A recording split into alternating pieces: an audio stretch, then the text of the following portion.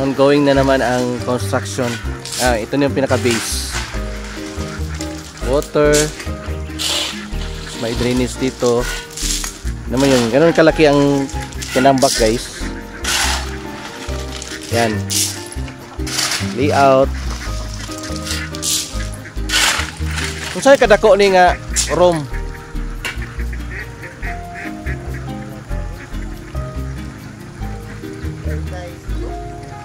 $35 anak niya andiri 20 35 feet ya 30 by 20 35 by 20 unsa na nga graba ha crack stone okay guys crack stone.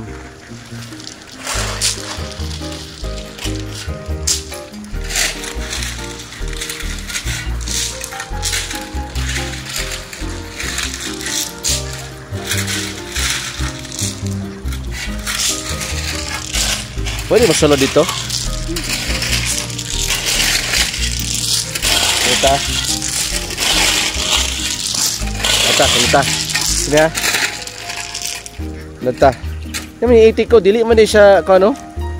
Dili man siya idlas, no? Oh. Idlas, oh. Gani, oh. Unsa ni diri?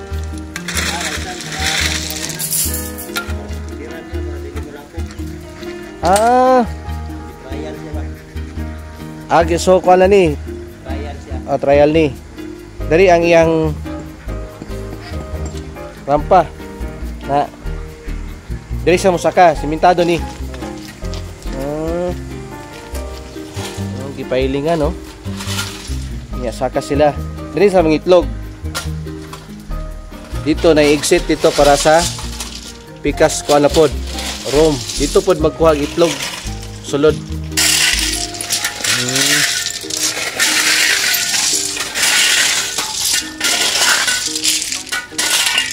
Okay. Source ng tubig, source ng water, deep well.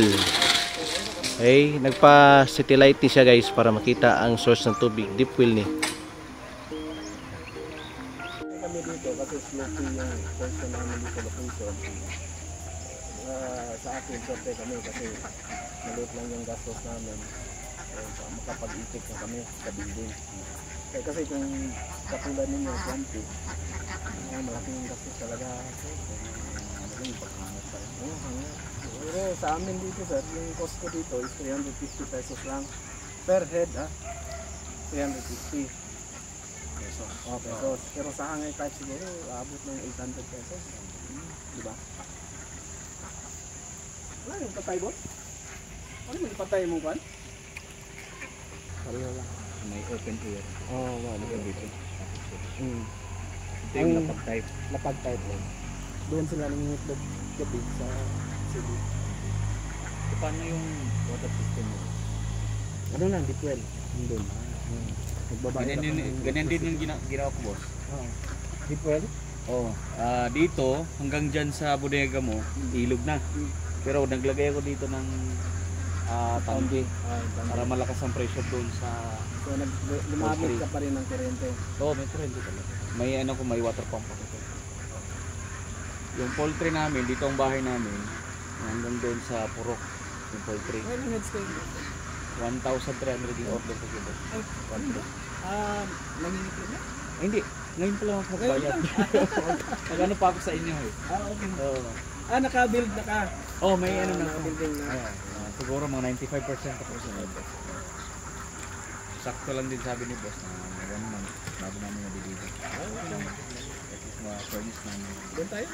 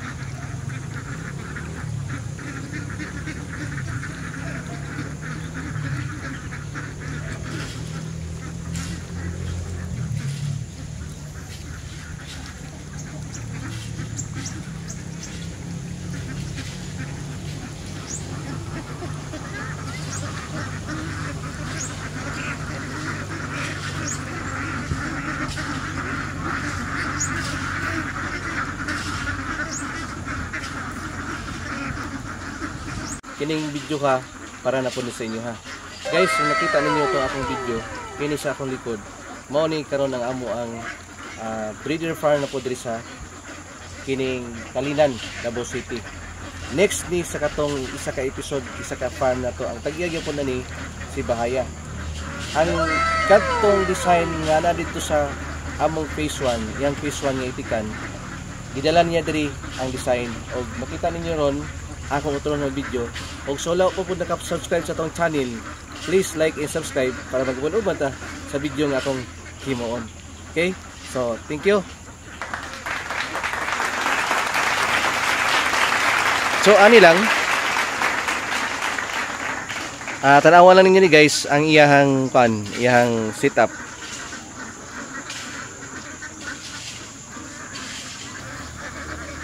So, may bathtub, swimming pool, at saka yung maliit na kanal, naka-piling yun yung inuman. Okay, inuman yun.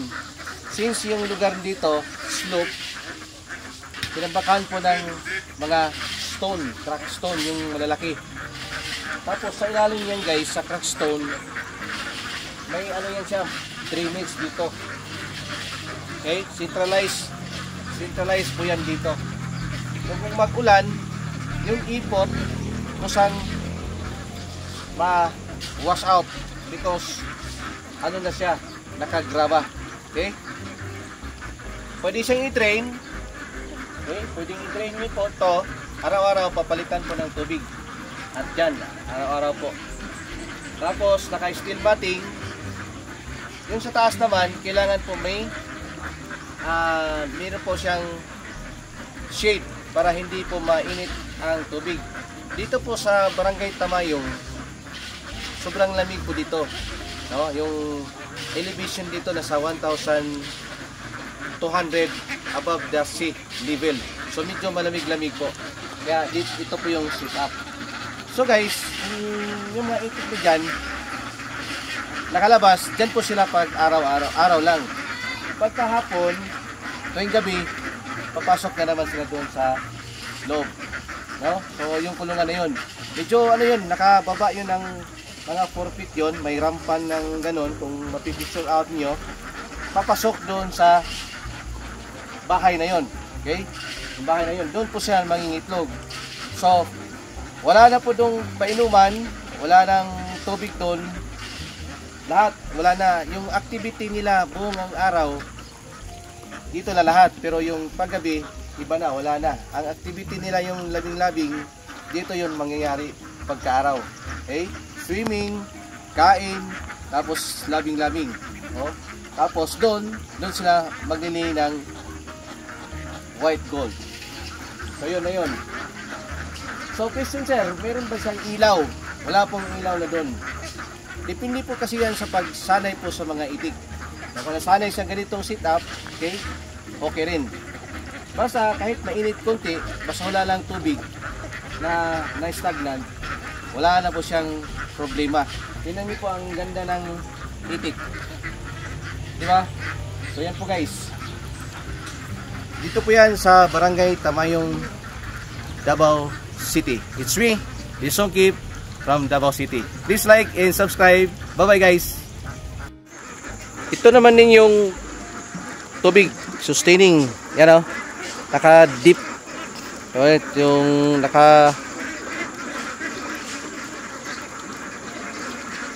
tumatagas lang no ng konti-konti, pa konti-konti.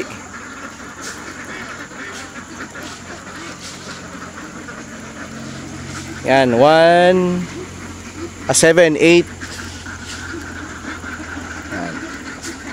Sobrang dali lang i-maintain nito guys, oh. Kasi hindi siya maputik. Ganda ng pagka-set up dito. Tayo, sa gitna naman may durian. Bali ang source ng tubig dito guys, deep well, doon po sa taas. Doon po sa taas. Yan.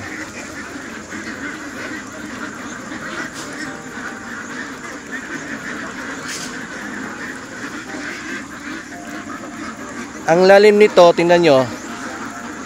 Ang lalim naman nito, parang 4 feet lang yung kanal na to. 4 feet, 1 feet lang, no? Isang roller lang, yan o.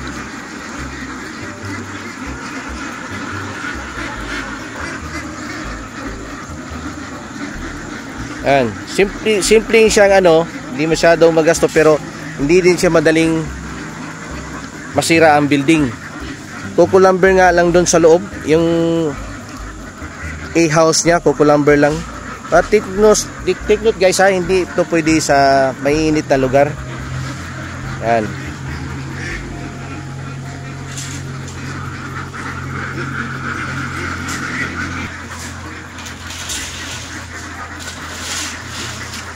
Yan.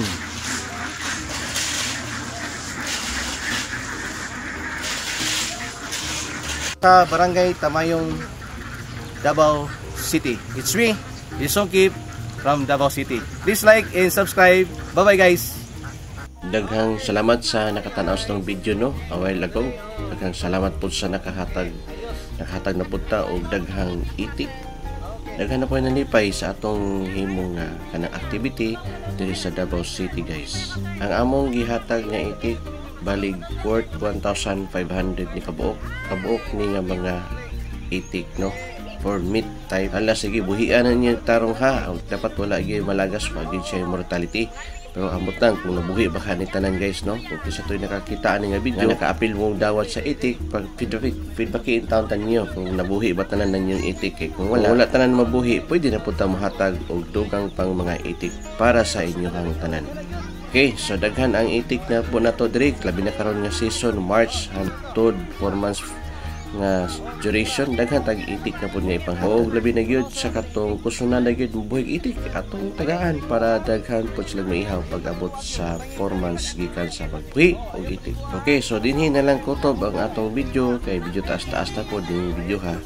Pasa dyan sa yung tananing video guys. O so wala pa naka-follow sa akong YouTube channel, naka-subscribe, please like and subscribe sa akong YouTube channel.